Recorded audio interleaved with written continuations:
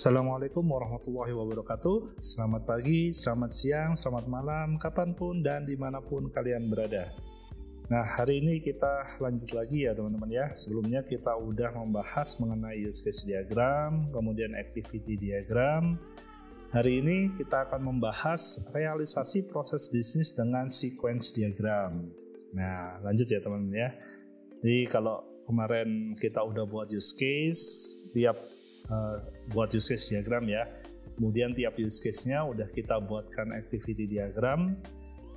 Nah, sekarang kita buat sequence diagram. Nah, sequence diagram ini juga sama ya teman-teman ya. Jadi setiap use case dibuatkan sequence diagramnya. Jadi kalau ada 5 use case di dalam use case diagram kita, gitu ya, ada 5 proses gitu, maka sequence diagramnya juga ada 5, gitu ya teman-teman ya. Jadi kita membuat 5 sequence diagram. Nah, misal contohnya kayak gitu.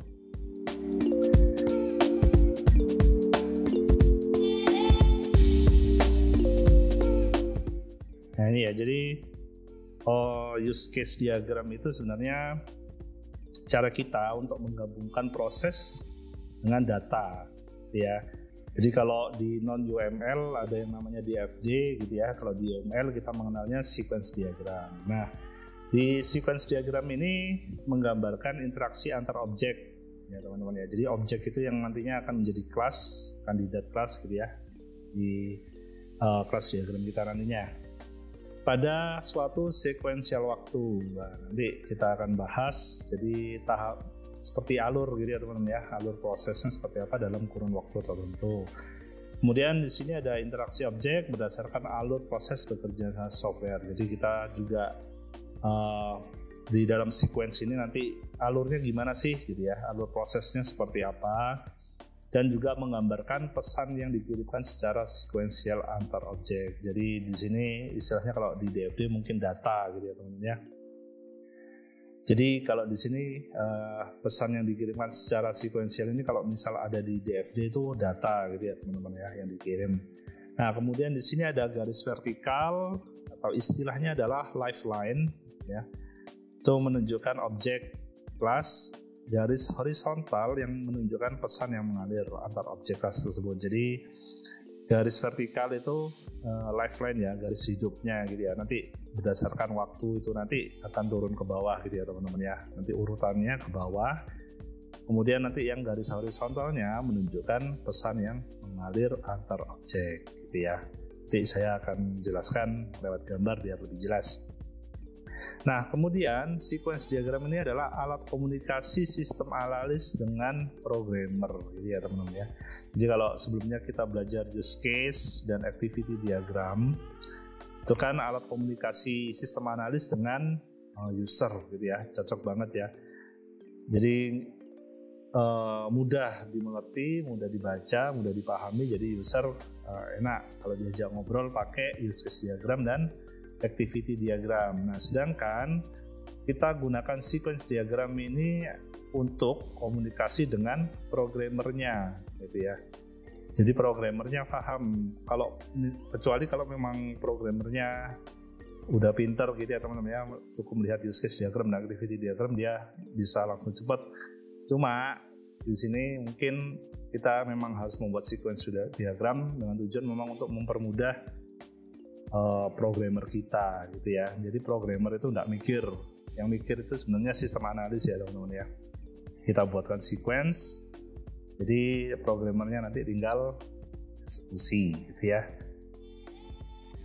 Nah, ini untuk sintaksnya sebenarnya ini yang basic aja ya teman-teman ya. Sebenarnya ada banyak yang lain. Jadi ada aktor gitu ya, simbolnya sama seperti stick ini ya, stickman ini ya.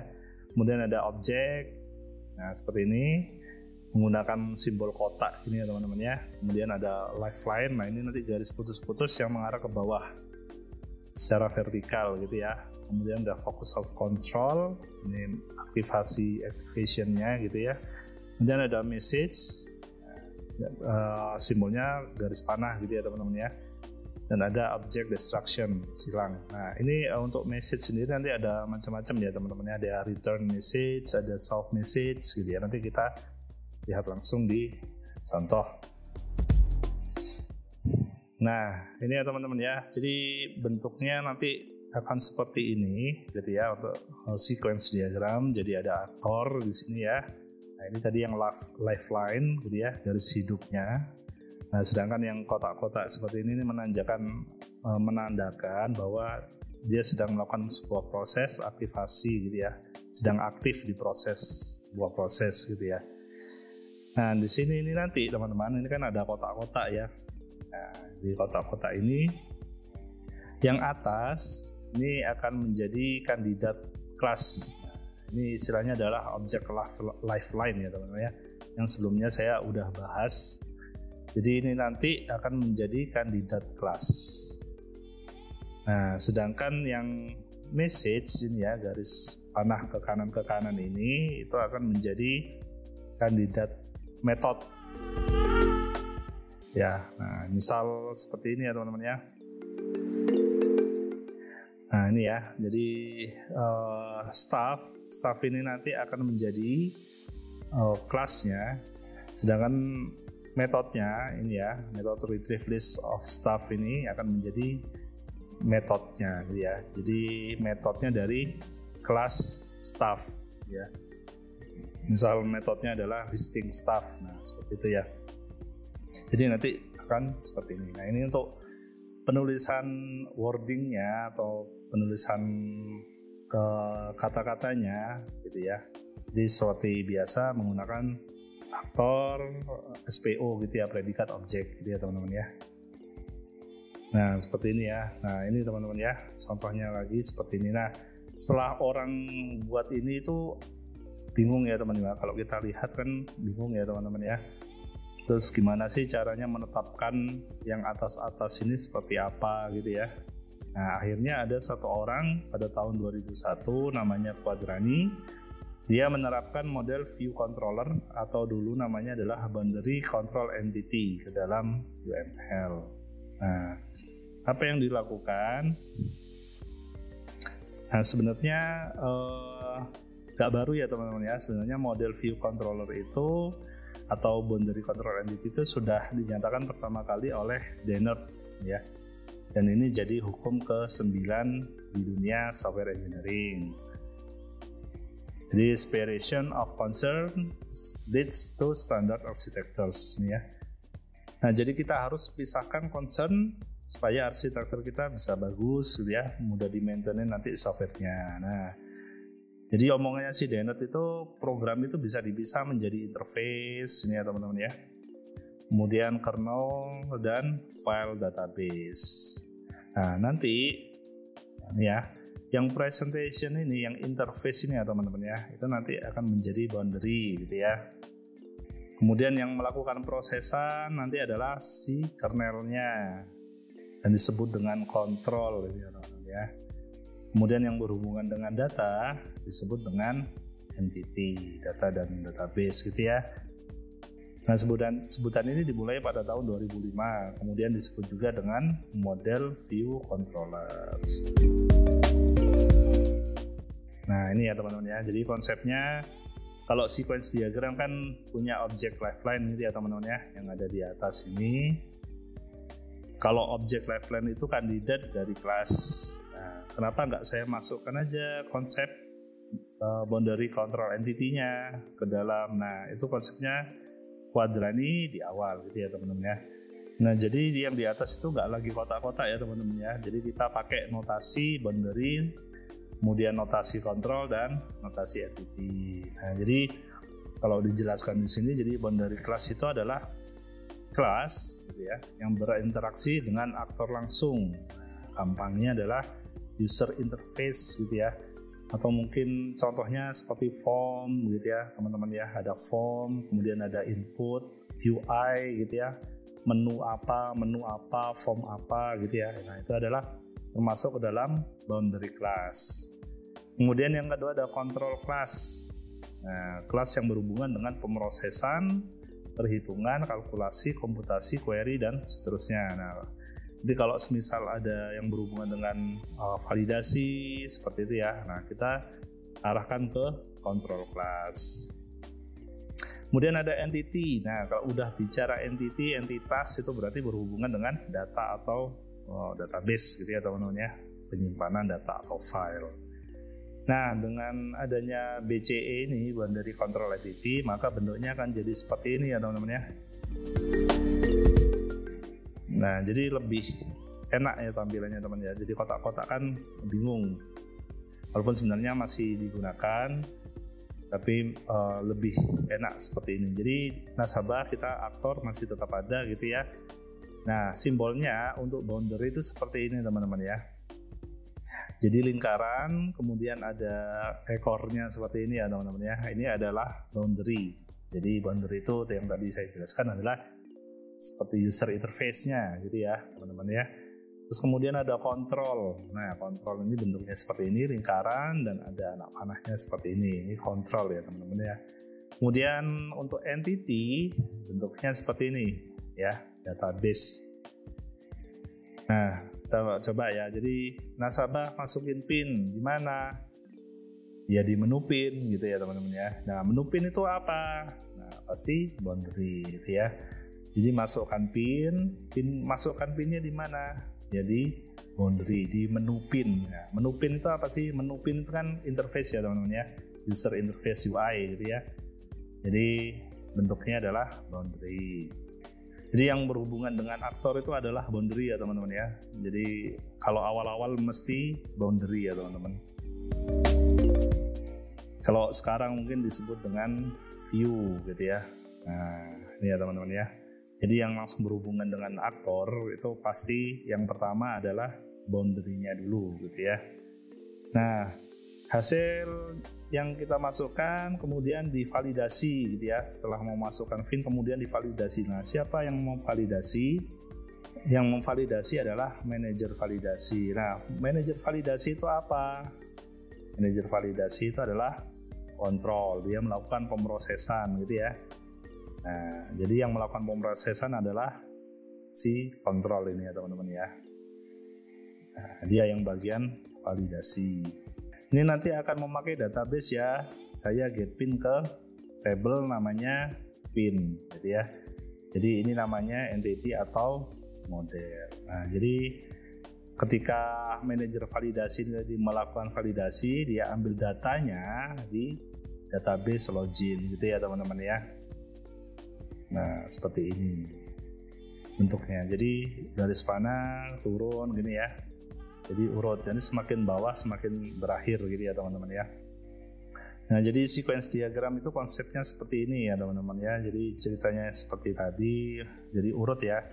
Jadi dimasukkan PIN, masukkan PIN-nya ke boundary, ke menu PIN gitu ya. Kemudian dilakukan validasi, dilakukan pemrosesan. Siapa yang memproses? Kontrol gitu ya, oleh manajer validasi. Kemudian ngambil datanya get PIN gitu ya di database. Di database apa? Di table login gitu ya. Nah, ini entity gitu ya teman-teman ya. Nah, kayak ini ya, validasi PIN itu miliknya manajer validasi. Sedangkan get PIN miliknya login. Nah, ini ya, kalau kita lihat kan seperti ini.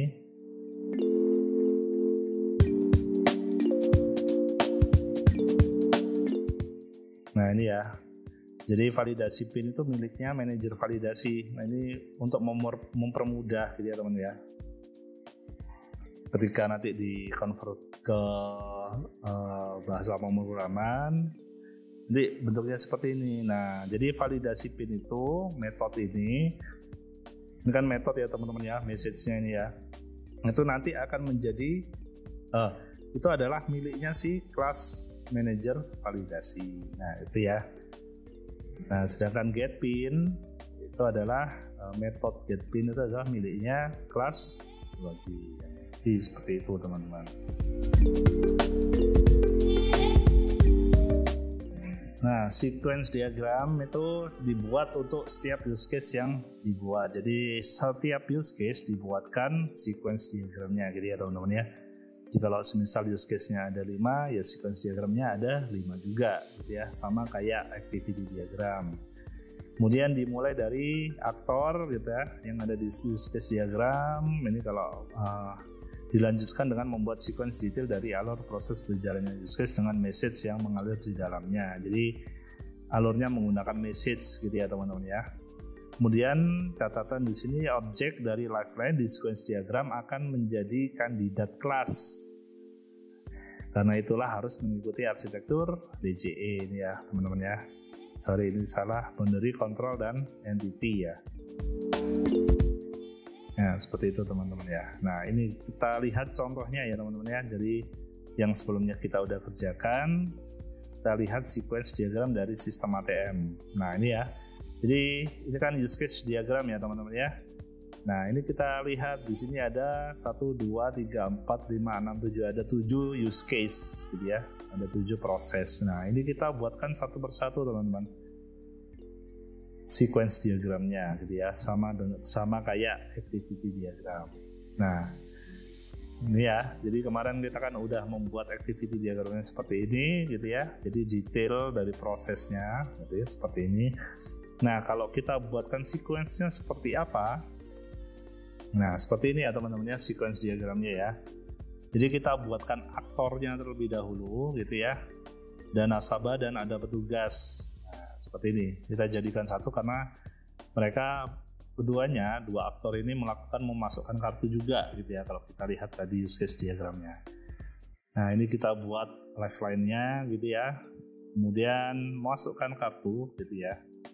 Ini udah input petugasnya juga ya teman-teman ya, masukkan kartu, kemudian nah ini ya, pasti kalau udah aktor sebelahnya itu pasti boundary gitu ya teman-teman ya, pasti kotak kartu gitu ya, masukkan kartu ke sistem. Nah kotak kartu, nah nanti siapa yang memvalidasi setelah dimasukkan kartunya, kemudian divalidasi.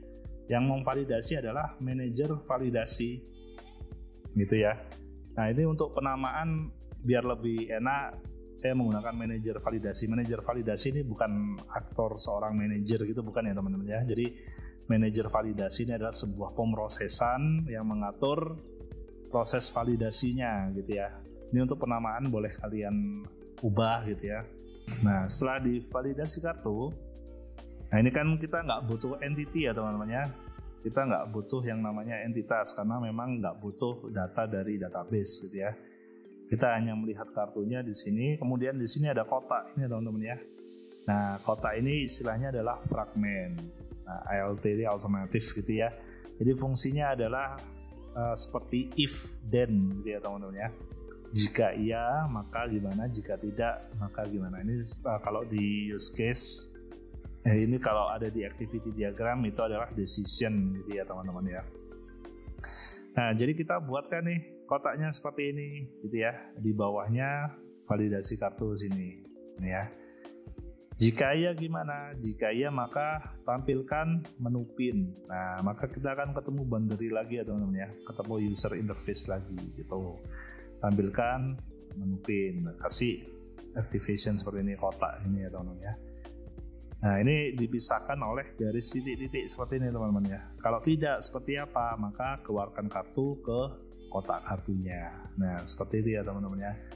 Itu contohnya untuk yang memasukkan kartu. Ini kita lihat contoh yang lain.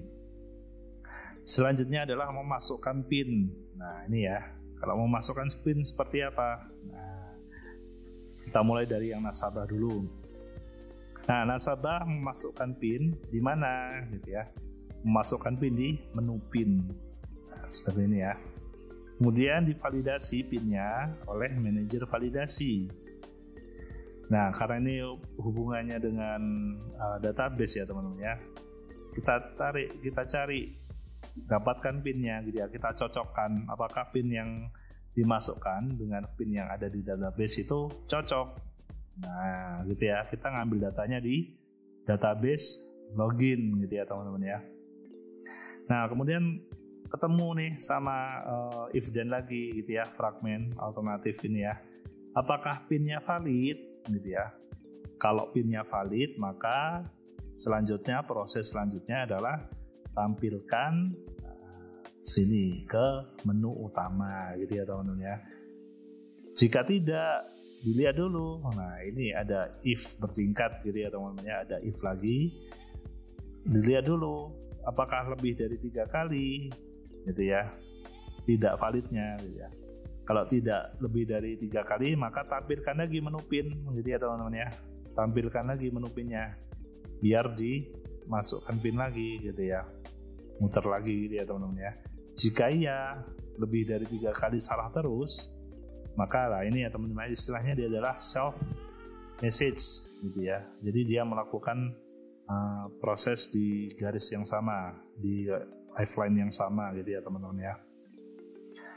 Maka akan blokir account. Nah ini kan yang melakukan pemrosesan kan ini ya teman-teman. Jadi menu PIN itu tidak melakukan pemrosesan. Jadi yang melakukan pemrosesan adalah manajer validasi. Nah kontrol di sini nih biasanya menghubungkan UI dengan database, gitu ya teman-teman ya. Jadi dia penghubung yang melakukan pemroses gitu ya. Jadi ini adalah tampilannya, gitu ya teman-teman ya.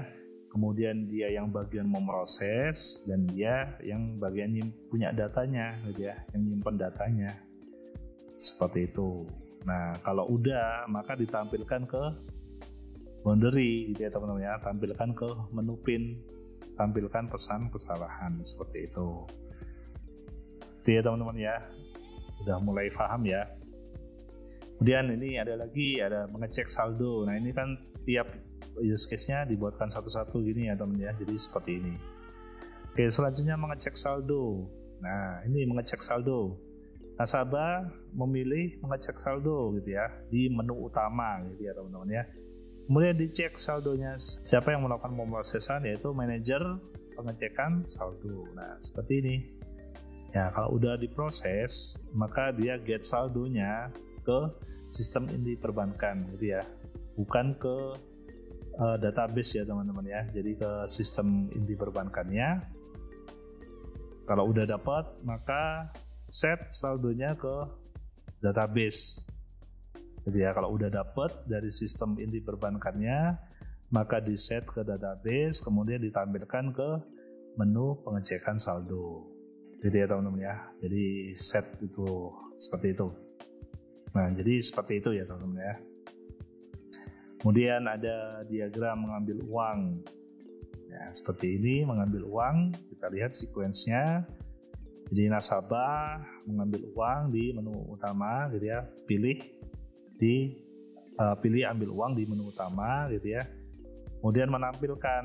Nah, ini kan kalau kita bayangkan aja deh kalau kita ke ATM prosesnya seperti apa gitu ya teman-teman ya. Nah, dari UI ketemu UI lagi, ketemu menu pengambilan uang, ya masuk, tampilkan menu pengambilan uang.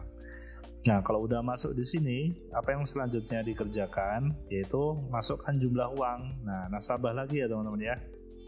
Nasabah lagi yang memasukkan jumlah uang. Setelah muncul dari sini, selanjutnya masukkan jumlah uang. Nah, dicek nih. Nah, yang ngecek siapa? Nah, kalau udah bagian yang ngecek, ngitung-ngitung, itu adalah kerjaannya si controller ini ya teman-teman. Kontrol ya teman-teman ya. Nah, tulis saja manajer pengambilan uang. Dicek. Kemudian di get saldo gitu ya. Ambil database-nya. Sesuai nggak yang dimasukkan, apakah sesuai dengan saldo yang dimiliki gitu ya. Nah, kalau udah dapat, udah get saldo gitu ya. Nah, ini ada fragmen lagi otomatis gitu ya. Apakah saldonya cukup? Jika tidak, maka dari manajer sini ya teman-teman ya. Ini kan habis get saldo, udah tahu nih saldonya berapa ya. Apakah saldonya cukup? Kalau ternyata tidak, maka tampilkan pesan kesalahan di sini, tampilkan di menunya gitu ya. Jadi bukan di menu utama, tapi di menu pengambilan uang gitu ya teman-teman ya. Nah, kalau iya gimana? Kalau iya, maka ambil uangnya. Nah, ini ya diproses ya teman-teman ya. Ambil uangnya, kemudian di set saldonya di database gitu ya. Sejumlah uangnya berapa, jadi diupdate gitu ya. Nah, kalau udah, maka keluarkan uangnya dalam jumlah sekian. Nah, di mana? Di kotak uang. Nah, seperti itu teman-teman contohnya sequence diagram gitu ya. Nah, ini contohnya mengirim uang gitu ya. Kemudian untuk update informasi kotak deposit oleh Pak petugasnya gitu ya teman-teman ya. Jadi pilih update data gitu kan. Tadi kan udah memasukkan kartunya ya, sudah memasukkan PIN juga. Kemudian pilih update data di menu utama. Dari situ maka akan muncul tampil menu deposit gitu ya. Kalau udah tampil menu depositnya, isi datanya gitu ya. Nah, isi datanya diproses oleh manajer deposit gitu ya. Kemudian di set datanya, di-update gitu ya. Ini kan kotak deposit, jadi di-update jumlah uangnya gitu ya teman-teman ya, yang dimasukkan ke dalam kotak deposit. Kemudian kalau sudah maka tampilkan hasil. Nah, kembali ke menu deposit lagi. Ya, seperti itu ya teman-teman ya. Nah, ini kemudian keluar sistem juga sama. Di nasabah keluar, di menu utama gitu ya, manager logout keluar. Nah, ini ya kalau di forking seperti ini kan, forking melakukan proses secara bersamaan ya teman-teman ya. Kemudian di merge lagi untuk sequence-nya seperti ini. Nah, jadi satu proses kemudian langsung mengeluarkan kartu, mengeluarkan kwitansi dan langsung keluar. Dan ini semuanya adalah boundary semuanya ya teman-teman ya, yang berhubungan dengan kotak kartu, menu, form, nah itu ya, itu berhubungan dengan boundary. Jadi keluarkan kartu, keluarkan kwitansi dan tampilkan pesan keluar. Nah, seperti itu ya teman-teman ya. Nah, oke, seperti itu. Kemudian ada contoh lagi, ini yang Musikpedia kemarin ya. Jadi seperti ini contohnya. Nah, jadi sama aja ya teman-teman ya. Mungkin ada teman-teman yang masih menggunakan kotak, silahkan gitu ya. Mungkin penamaannya biar jelas atau dibuat model seperti ini biar tahu, oh ini boundary gitu ya, programmernya jadi nggak bingung kalau menggunakan kotak-kotak. Mungkin kalau memang sudah ke tingkat tinggi gitu ya, programmernya mungkin udah paham, tapi memang lebih enak lagi kalau kita menggunakan model view controller seperti ini ya teman-teman ya, BCE ini ya teman-teman ya. Nah, ini ya kalau melakukan registrasi sama ya teman-teman ya, jadi ke menu login gitu ya, sign up di menu login gitu ya. Kemudian kalau udah maka akan menampilkan menu registrasinya. Nah, kalau udah muncul menu registrasinya, kita isikan username dan passwordnya gitu ya. Oke, kalau udah username password, kemudian kita isi data pribadi. Nah, di sini kan kita udah selesai sampai sini, kita submit gitu ya teman-teman ya. Maka yang melakukan pemrosesan adalah manajer registrasi. Nah, dia melakukan proses, dia set gitu ya, dia update, masukkan ke database, namanya database pelanggan gitu ya. User passwordnya masuk, profilnya juga masuk, data pribadinya tadi. Nah, sudah seperti itu aja teman-teman ya. Nah, ini untuk melihat daftar lagu, sama yang bisa melihat daftar lagu siapa? Pelanggan dan pengunjung. Nah, ini jadikan satu gini teman-teman ya, dijejer gini ya aktornya ya. Ini ibaratnya memang melakukan aksi yang sama gitu ya, proses yang sama. Lihat daftar lagu ya. Pilih mencari daftar lagu di menu utama gitu ya. Tampilkan menu pencarian lagu. Nah, kalau udah tampil nih menu pencarian lagunya, kita masukkan keywordnya gitu ya. Mau lagu apa gitu ya. Nah, kemudian cari lagu. Ini diproses oleh manajer pencarian lagu. Mau cari lagunya apa gitu ya, lagu A gitu ya. Nah, diproses, dicarikan di database get lagu A gitu ya teman-teman ya. Nah, dapat, maka tampilkan daftar lagunya. Ya, ini bisa kita kasih fragment juga ya teman-teman ya. Semisal lagunya tidak cocok, kalau tidak maka masukkan keyword lagi gitu ya, muter lagi ke sini gitu ya. Kalau keywordnya ada, maka tampilkan daftar lagu. Nah, seperti itu teman-teman ya. Nah, seperti ini contohnya membuat sequence diagram. Nah, kalau udah sequence diagramnya ini udah jadi, insya Allah programmernya udah lega ya teman-teman ya, tinggal ngerjakan codingnya aja. Atau bisa lanjut kita membuat ke kelas diagramnya gitu ya teman-teman ya. Nah, seperti ini.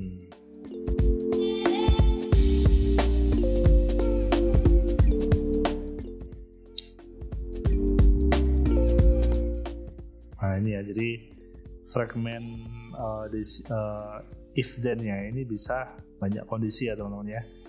Jadi nggak harus 2 kondisi aja, jika iya gimana, jika tidak gimana gitu ya. Jadi kalau misal jika kondisinya seperti ini, misal ada jika kondisinya rekam maka seperti ini, jika kondisinya adalah mengubah maka seperti ini. Ini mengelola ya teman-teman ya. Jika ingin menghapus maka seperti ini. Jadi ada 3 kondisi gitu ya teman-teman ya. Nah itu contohnya.